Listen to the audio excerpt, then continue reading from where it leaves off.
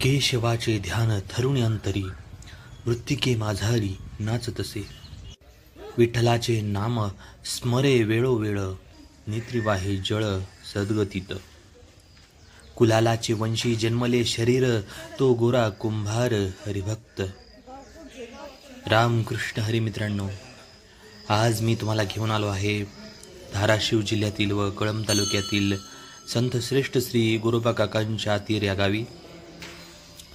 गोरोबा काका यांच्याबद्दल बोलायचं झालं तर संत गोरोबा काका हे वारकरी संप्रदायातील एक मोठे व महाराष्ट्रातील एक नामवंत श्री संत आहेत.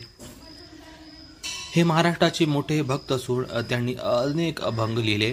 त्यांचा जन्म शके 1189 साली 1267 साली तेरढोकी पंढरपूर जवळील म्हणजेच धाराशिव जिल्ह्यातील तेर या गावी झाला असे मानले जाते.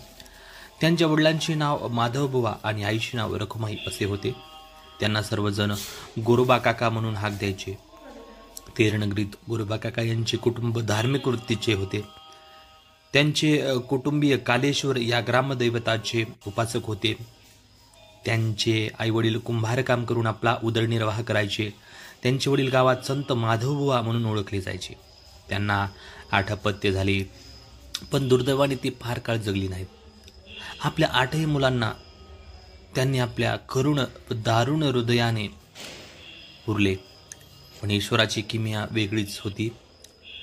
पांडुरंग परमात्मा साक्षात माधवबुवांच्या घरी अवतार वेश घेऊन आले आणि त्यांनी दुःखी होण्याचं कारण विचारलं. त्यावर माझ्या मुलांना मी माझ्या हाताने पुरले आहे आणि माझी 8ही मुलं देवाने नेले असे सांगितल्यावर पांडुरंगाने माधवबुवांना ज्या जागी मुलांचे मृतदेह पुरले आहेत ते दाखवण्यास सांगितले आणि प्रेत बाहेर काढण्यास सांगितले. पांडुरंगाने सांगितल्याप्रमाणे त्यांनी प्रेत बाहेर काढले आणि पांडुरंगाने त्या 7ही मुलांना जिवंत केले आणि स्वर्गात पाठवणी केली.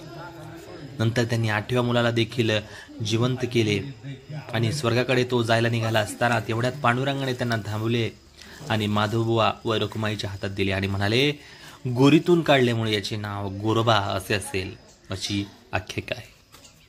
गोरोबा पेशाने कुंभार होते. संतश्रेष्ठ नामदेव ज्ञानेश्वरांचे ते समकालीन होते. संत गोरोबा, संत ज्ञानेश्वर, निवृत्तीनाथ, मुक्ताई, सोपान आदी संत मंडळीमुळे सर्वाहून वडीलधारे असे संत गोरोबा काका होते. त्यामुळे सर्वजण त्यांना काका म्हणून हाक मारत असत. संत गोरोबांनी ज्ञानेश्वरांच्या सांगण्यावरून निवृत्तीनाथ, सोपानदेव, मुक्ताबाई, संत नामदेव, चोखामेळा, विसोबाखेचर आदी संतांची कोणाचे मडके किती पक्के अशी प्रत्येकाच्या डोक्यावर मारून परीक्षा घेतली. तेव्हा संत नामदेवांना या गोष्टीचा राग आला होता. त्यावेळी ज्ञानेश्वरांनी त्यांना गुरुपदेश घ्यावयास सांगितले. तेव्हा संत नामदेवांनी विठोबा खेचरांना आपला गुरु केले. संत गोरा कुंभार यांचा विवाह संतीशी झाला. त्यांना एक गोंडस बाळ जन्मलं. नंतर त्यांनी रामी यांच्याशी लग्न केले. संत गोरोबा सतत श्री विठ्ठलाचे स्मरण करत भक्तिरसात ते देहबान विसरून जात असत. त्यांची पत्नी गोरोबांना त्यांच्या लहानग्या बाळाकडे लक्ष ठेवण्यास सांगून पाणी आणण्यास गेली असता श्री विठ्ठलाचे स्मरण करत करता लहानग्या बाळास मडकी घडवण्यासाठी लागणारी माती तोडण्यासाठी असणाऱ्या चिखलात रांगणारे बाळ हळूहळू जवळ आले आणि माती त्यांच्याच पायाखाली गाडले गेल्याचे त्यांना समजले देखील नाही. त्यांची पत्नी पाणी घेऊन येईपर्यंत लहानगे बाळ गतप्राण झाले होते. तिच्या हंबरड्याने गोरोबांना जाग आली व ते पश्चाताप करू लागले.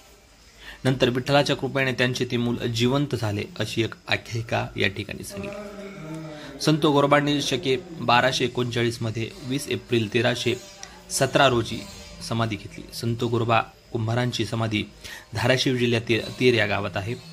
या समाधीजवळ एक मंदिर आहे. संत गोरोबांची उपलब्ध असलेली काव्यरचना थोडीच आहे. त्यांची सुमारे 20 अभंग सकल संत गाथेत समाविष्ट केले आहेत. त्यांची उपलब्ध असलेली काव्यरचना अत्यंत गोड अशी आहे. संत गोरोबांचे अभंग म्हणजे रसाळ वाणीचा झरा, सर्वसामान्यांना समजेल अशा भाषेत त्यांचे अभंग आहेत. निर्गुणाचा संग धरल्यावर काय अवस्था होते हे त्यांनी आपल्या अभंगामध्ये सांगितले आहे. तर खूप छान असं आणि सुंदर असं या ठिकाणी आपलं मित्रांनो दर्शन झालेलं आहे आणि या ठिकाणी दर्शन घेऊन आपण आपल्या परतीच्या मार्गाला निघत आहोत. तर अशाच नवनवीन व्हिडिओसाठी आपण VRM स्टुडिओला नक्की सबस्क्राईब करा आणि एक प्रोत्साहन म्हणून आपलं एक लाईक आणि सबस्क्राईब हे खूप अत्यंत महत्त्वाचं आहे.